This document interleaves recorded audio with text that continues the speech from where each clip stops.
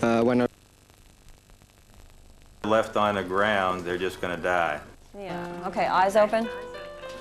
These all have their eyes closed. Okay, just keep them in. The babies are separated by size and weight, with a majority being earmarked for transport to the Wildlife Centre. And as more local rehabilitators arrive, the number of squirrels continues to mount.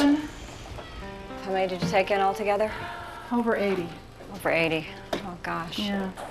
Tried to deal with it best we could. We didn't get power until Sunday night. So from Friday to Sunday, we were dealing with them basically in the dark. No. Rehabilitating this many babies requires an extraordinary commitment. We've got over 150 squirrels that are hungry. They were fed already, but it's time to feed again. Right now, they're eating every 2.5 hours. And most of them are doing real well. Some of them were dehydrated when they came in, but they're looking a lot better than they did. Now the centre must be alerted that the number of patients has greatly exceeded projections. Who is this? Is this Lori? Katie, this is Karen Hetherington, and I'm the one that arranged to bring the squirrels up today. Okay, I have got a lot of squirrels. A lot. Dream, in your wildest imagination, just imagine that many, okay? And this probably exceeds that, all right? Is everybody going to be able to handle this? You are? Yes, it is. Wonderful, because that's what they're marshaling all the troops. First. And that's exactly what I want to hear, because we have squirrel emergency. This is Squirrel Central, okay? Babies, babies, babies. Finally, the last shipment arrives. Oh, here's a big one. After subtracting the number of squirrels that will be distributed to local rehabilitators, Greg tallies up the amount that will be taken to the Wildlife Centre. 133. Oh my gosh. Suzanne and Jim. Okay, hopefully we got everybody. The orphans must now be packed up for the 4-hour journey, for their survival depends on rapid treatment and long-term care.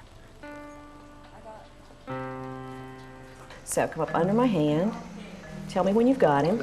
Okay. In the examination room at the Wildlife Centre of Virginia, a baby raptor, which was separated from its parents, is treated and cared for. Stretch his legs downwards. This little red-tailed hawk is a little young and managed to somehow come out of his nest before his time. He's not old enough or strong enough to actually fly well yet.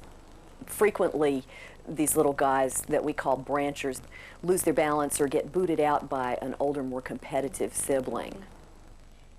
Veterinary intern Dr. Julie examines the 2-week-old baby, carefully palpating its bones, which appear not to have been broken, while treating its sharp talons with respect. You're a quiet bird. Hey. The baby bird fell from the top of this towering Virginia pine and was rescued by rehabilitator Dr. Vicki Vaughn. When I saw the bird and realized it was a baby, a young baby, I mean, it's covered in fuzz, so I knew it was young. Instincts are to put it back in the nest. Training is to put it back in the nest, get it back to the mama. That tree is entirely too tall, probably 70, 75 feet tall. There was no way, so I had enough sense just to back off. It was helpless, just fuzzy and cute and sitting there, and all my maternal instincts, you know, you just want to grab it and hold it, but it has feet that are this big and a beak that's this long, and so I just did my usual. I threw my blanket over it and wrapped him up and put him in my car. Monitored by veterinary technician Sarah, the hawk is placed in a small outdoor pen, where Sarah hopes it will begin to discover its instincts for flight. Are you getting along with your parents? We were expecting him to sort of run like a chicken on the ground, maybe with his wings out when we first put him in here. The reason that we did put him in here is because he is starting to spread his wings when he runs.